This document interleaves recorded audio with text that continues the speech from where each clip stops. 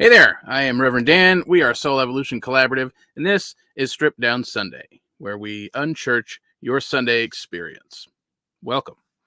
We are thrilled to have this time with you to offer some inspiration, some spiritual upliftment, and hopefully a new take on life in a uniquely Soul Evolution Collaborative kind of way. We have stripped down Sunday mornings to offer you this streamlined experience that fits your needs. And we have this strong desire to bring updated message inspiration to the world at a time when it seems like we all might need it most. Soul Evolution Collaborative is dedicated to personal transformation and communal evolution. Two very quick logistics before we jump in. Everything you could possibly want to know about this community, what we believe, and how to get involved can be found at soulevolutioncollaborative.org. I'm going to bring that banner up real quick. soulevolutioncollaborative.org. So feel free to click on that link in another tab, poke around while we're here. There is fantastic, life-changing information available to you there. Second, it is communities with missions like ours that bring actual change to the world. And we are actively creating this new earth, as we call it, ways of life that benefit everyone. So if you are in any way able to help contribute to making this mission continue, we gratefully welcome your support. Donations can be made at soulevolutioncollaborative.org. While you're there, there is a link in the menu. All right. So let's jump in here. Emotions. It's complicated. Part 2, fear. That's what we're talking about this week. This series of the month is emotions. It's complicated, and this is our second week talking about it, and we are jumping into the topic of fear, which is a potentially power-packed emotion for a lot of people. So for most people, when we think about emotions, we tend to think angry, sad, happy, and maybe fear. And honestly, this is actually a brilliant starting point. I mean, we could spend weeks, probably months, just covering this short list of emotions. In a lot of ways, this is still new. This is still new for a lot of people. Emotions in general are new for a lot of people. Society has not really stressed this any sort of importance on understanding our emotions. And so a lot of times we tend to fall short on even recognizing our emotions. And I think that's probably true for, I would venture to say, all of us, not even some of us, but all of us. So there's certainly plenty of work to do at this very foundational level. Recognizing the basic sad, happy, fearful type of emotions. And if you are looking for a resource on this, check out Disney Pixar's Inside Out. They do a fantastic job discussing these basic emotions at a entertaining but foundational level, and really understanding that it's a look inside our own minds about how we tend to be run by these basic emotions. And yet there is certainly way more to emotions than this list of like 3, 4, maybe 5. So I thought maybe we could take a deeper look, that it would actually help us understand these basic emotions even better if we take a deeper look at some of these other emotions. What even is an emotion, right? So some of the aspects of an emotion. We have responses, right? So an emotion is a response. And there is a chemical response in our body when we experience an emotion, that there are neurotransmitters in the brain that send signals, hormones, to the body, to different parts of the body, to trigger appropriate responses to whatever situation we're in. We have a physical response, our heart rate, our rate of breathing, our blood pressure, perspiration. We have a broad physical sensation a lot of the time, a feeling of heat, a feeling of cold, a tingling, a buzzing, things like that. There's also an acute physical sensation, whether it be a heartache or a sharp pain, a knot in the stomach, clenching of knuckles, tension in the neck, and that list can go on and on. But also things like our beliefs, our subconscious beliefs based on DNA, family history, learned bias, past experiences, trauma, etc. And even our thoughts, the conscious thoughts that we have during any given situation, the thoughts we have about a specific person, or the thoughts we are superimposing on someone else because they're just kind of playing this role in this situation. And then we add on top of that the fact that our brain loves shortcuts. Our brain likes to create these shortcuts between synapses, the quickest route, the straight line from one synapse to another, to be as efficient as possible. And so our brain, because it likes efficiency, likes to fill in the gaps where there might be missing information. And so efficiency is kind of the game in learning, in our brain, for learning how to respond most quickly to things. However, we tend to find ourselves in some emotional predicaments when that happens, especially moving from initial instances of something into more advanced experiences with that emotion. If there's not a real, in this case, fear, if there's not a real danger, but our mind perceives there's a danger because it's filling in information, we tend to find ourselves in some in quite a emotional predicament. So all of that, and there is just the simple act of being able to put a single word to this entire experience, from the chemical response, the physical response, the sensations, the beliefs, the thoughts, the way the brain works, the way we recall information, and then the totality, the whole of that experience. What do we even call it or name it? And so one of the most clear examples, the topic for the week, an example of this complex behavior is fear, right? Because fear shows up in a lot of different ways. There's physical fears, like heights, complex emotional fears, learned fears, societal fears, the idea that we should be fearless and therefore have developed a fear of admitting fear, right? This fear of fear, misunderstood life experiences from childhood that formed fears themselves, or maybe rightly understood experiences from childhood that have formed fears of others. This internal feedback loop that is the fear of not being enough, not being worthy, not being lovable, all of those kind of deep-seated core fears or core wounds or core experiences where something taught us that we should think, not true, by the way, but something taught us perhaps we're not enough, perhaps we're not worthy, perhaps we're not lovable. And so there is this internal feedback loop that is our fear of that thing that actually keeps us from expressing and healing certain fears and patterns, which then strengthens those fears and psychological and physiological responses. So yeah, emotions, it's complicated. Perhaps our greatest challenge might be just understanding how much of all of this is actual emotion and how much of it is maybe something else. And if it is something else, what is it? Neuroscientist Jill Bolt Taylor, in her book, My Stroke of Insight, notes that the physiological lifespan of an emotion in the body and brain is 90 seconds. The sensations, adrenaline, heat on the face, tightness of the throat, rapid heartbeat, all of these things, all of the things we've talked about briefly, arise, peak, and dissipate on their own, 90 seconds. That certainly doesn't seem like any emotion I can recall. Imagine emotions in 90 seconds. Well, what about these big, long, drawn-out experiences? So what really is an emotion? Well, the reality of the matter is we actually experience emotions all the time.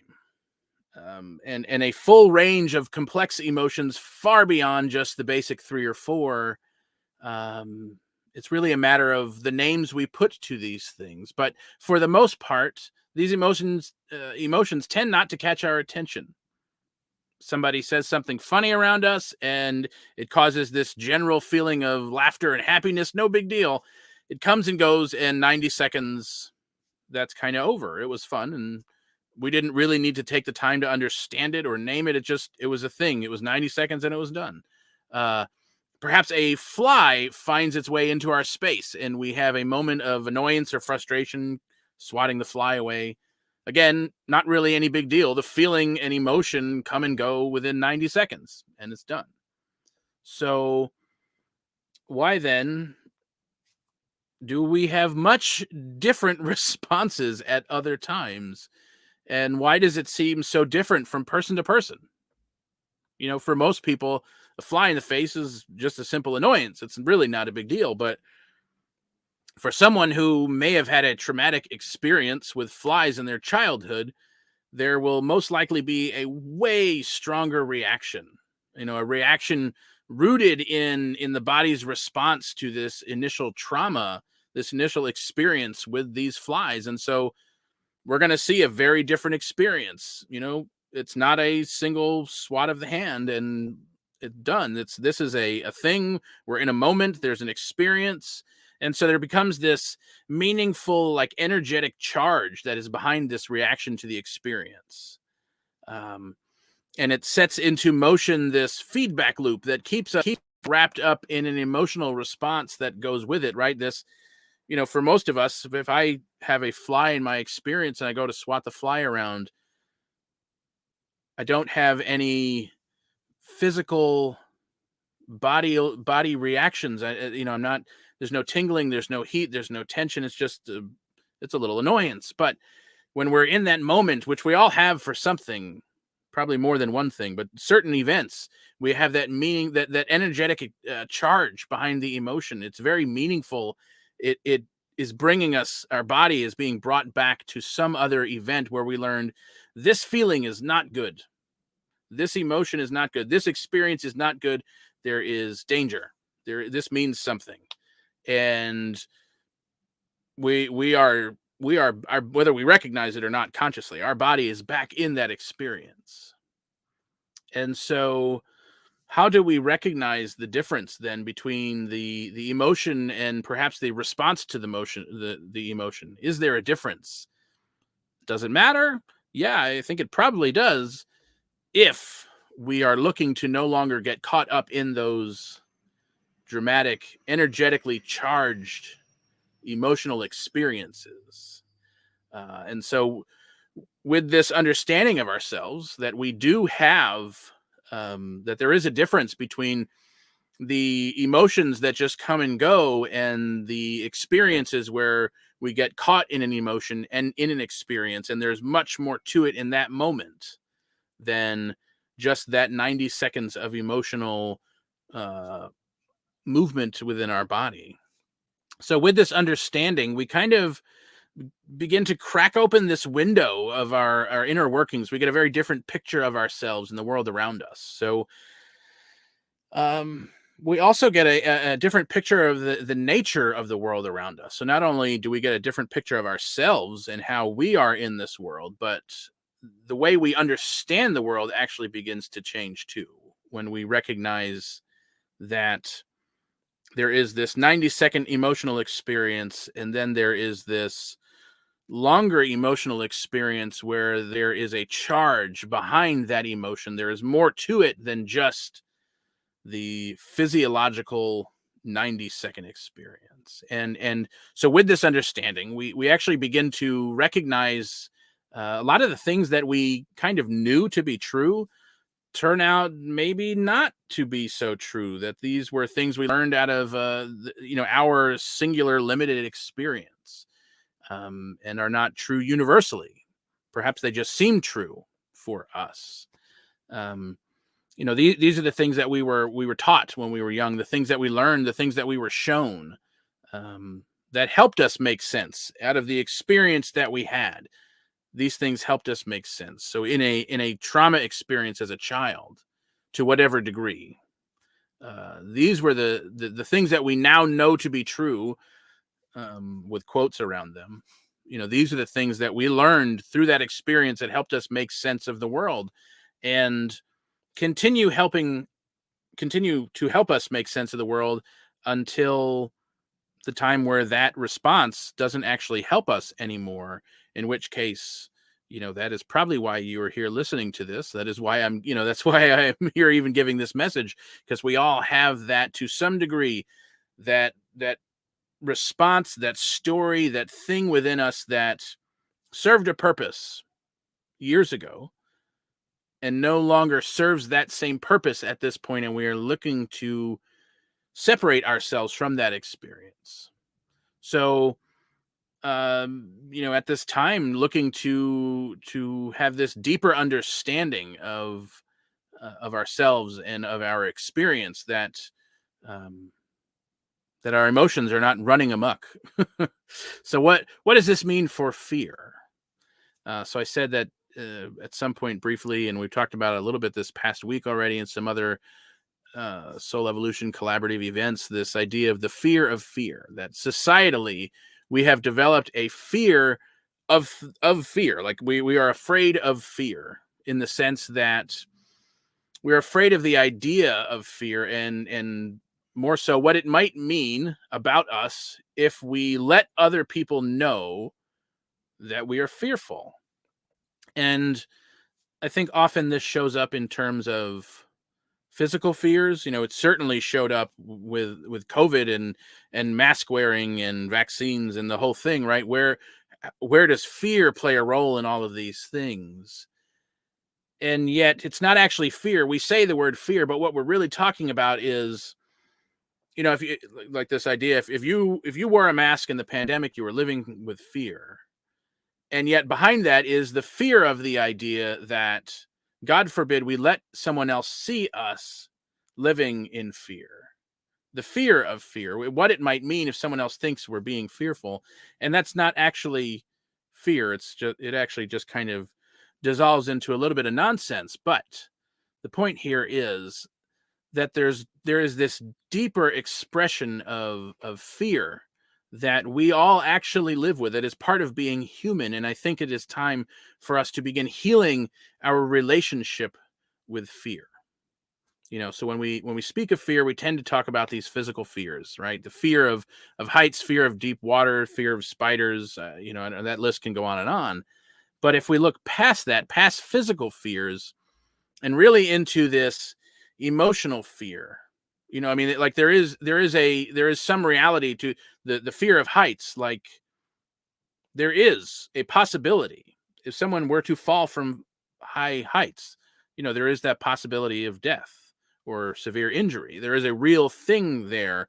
And yet if we take this idea, and I think the fear that makes us much more human are those fears that live much deeper within us, that are those feedback loop type of fears, the fears that we had an experience some point in life, that something happened, and to make sense of that thing that happened, our body created this response to it. And so anytime that response gets triggered, our body goes into full alert, and no way, we're not doing that again. You must react in a way that keeps you safe from this thing. And so it might have been, walking down into the dark basement as a young kid. It might have been, as a child, as a baby, not getting fed on time once. It could be very innocuous kind of things that have just left this impact. And for whatever reason, we weren't old enough to necessarily recognize what was happening, and our body kind of filled in these spaces and created this subconscious story and response to it. And so those are the fears. Those are the things we all have, that to some degree through our life experience, those things that landed with us that actually have deep meaning. They actually begin to form our character and our personality. And so a quick story. My son was drawing something for my wife for Mother's Day, and he was kind of drawing and just going along, and I could see all of a sudden he stopped and had this moment of, uh-oh, uh-oh, not sure. And you could see this panic, and all of a sudden he stood up. He's like, I need a drink of water, and went to leave the room. And I'm like, whoa, what just happened? Like, what? You don't you don't go from just like, we're drawing to like panic, right? And he wasn't quite able to put all of it into words, but basically what happened was, all of a sudden there was this thought that I have messed this up, and this is not good. This is supposed to be important. This is meaningful. This drawing is supposed to be a gift. And if I mess it up, that's not going to be good. But really, underneath that was this idea, this thought that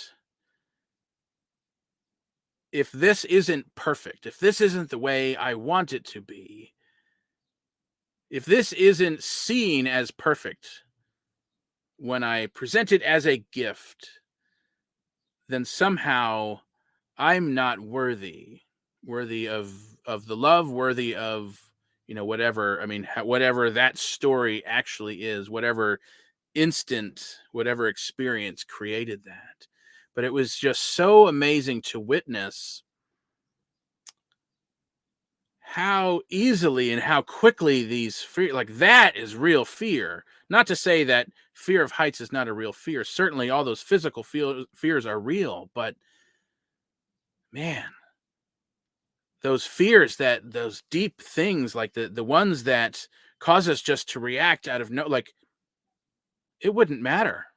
He could have just scribbled on a piece of paper. No, I mean, he's a little bit older than scribbling on a piece of paper, but as a parent, like, it doesn't matter how imperfect the drawing is, and yet there is that belief, there is that thought, there is that fear that if such and such, then it will show that I am not enough, not worthy, not lovable, whatever that fear, whatever the words are that we put to that, whatever that is for each one of us. We have that within us, those really deep emotional fears that somewhere along the line we have created for ourselves. I don't think we create a fear of heights. I don't think we create a fear of spiders. Maybe there was an experience, but we certainly at some point, without knowing it, created this fear of not enough, fear of unlovable, fear of unworthy. That list can be long. There are, it's a fill in the blank, whatever that is for you, whatever that word is, whatever that experience, that expression is for you, to some degree, just because of the nature of the world around us, the world of effect, right? The world that is the world that is not the absolute, right? We have absolute truth back of all of life, but then we have the world of effect in front of us, where we are here to learn and experience because of these things. And so those experiences, when we recognize them, actually inform us and allow us to turn around. Like, it builds our character, it builds our response to life, it builds our personality. And then at some point stops serving us, and we, that experience, that trigger, stops serving us, and we have the opportunity to turn that around into our gift, into the thing that we actually offer the world. And so how do we do this? How do we recognize the emotion, that long list of things, in one of these emotionally, energetically charged feedback loop story kind of situations? How do we recognize the emotion, recognize the trigger, and recognize the response? What do we actually do with it so that we can, when it no longer serves us, turn this around into a gift to the world? And certainly some of that is way more personalized than we can get into here. But when we have the information, when we start slowing down enough to be, just even become aware, when we begin observing ourselves, we become more familiar with our emotions. And so this probably starts as an after the fact. There is an experience and we kind of tumble through it a little bit or a lot. Um, but afterwards, if we take the time to reflect on that situation, on that experience, we can start to recognize the different components, right? We can start to recognize the physical sensations. We can start to recognize the thoughts we're having, the things we're telling ourselves about it. We can start to recognize the um does our d- is there a feeling somewhere? Is our chest tightening? Is there an ache? Is there a pain? Is there a tension? And the more we do that, we actually get to a point where we can name it. We can name the emotion, we can name the experience, name the feeling.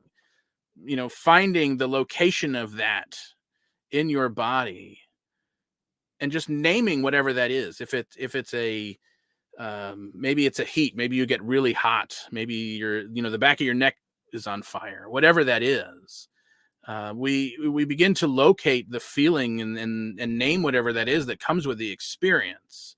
That actually helps us tremendously in interrupting this feedback loop later on when it happens. So the more familiar we become with our emotions and our responses and our stories, the more we are capable of entering the energetic charge behind our response and perhaps even sometimes stopping it altogether.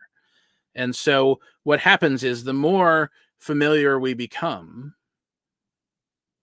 we begin to move from recognizing these things after the fact to recognizing them while they're happening, to eventually you begin to recognize the response before it actually kicks into full gear. And you go, oh, I know where this is going. And maybe we're not at the point where we can interrupt it yet, but we just become so familiar with it that at some point, you know it well enough that you can almost see it coming from a mile away. And it doesn't happen every time, but there are certainly times where you can see it coming and interrupt it from even initiating. And what we're talking about here is interrupting that feedback loop. We're not interrupting the emotion. The emotion is itself is going to happen. But when we can remove that energetic charge, we go from having this 5-minute long, 30-minute long, 24-hour long, week long. I don't know. I mean, we can get caught in these loops for a long time. Well, maybe I don't know about you, but there are times. There have been times where these things can last long lengths, and so by interrupting the energetic charge behind it, we're cutting off that feedback loop from this 90-second emotion.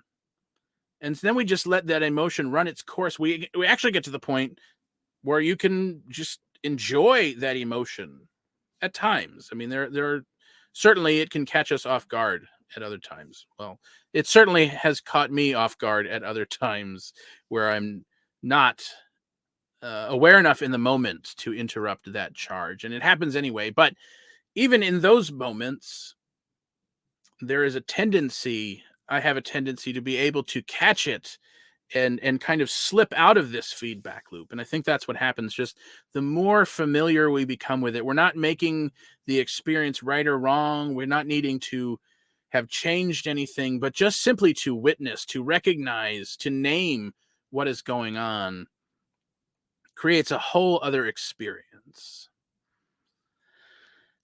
So certainly emotions can be complicated, but maybe not always. Maybe they don't always have to be. I think the complication comes in when we have those external experiences around something that we have attached to an emotion. But when we take the time to really get to know ourselves, we begin to recognize the patterns, the triggers, the responses. We recognize them well enough to not be overrun by them. And so removing the energetic charge from our responses affords us not only the freedom to enjoy all of our emotions, but actually It gives us the ability to express more deeply and more openly that greater yet to be that is looking to emerge through each one of us. So emotions can be complicated, but maybe they don't have to be.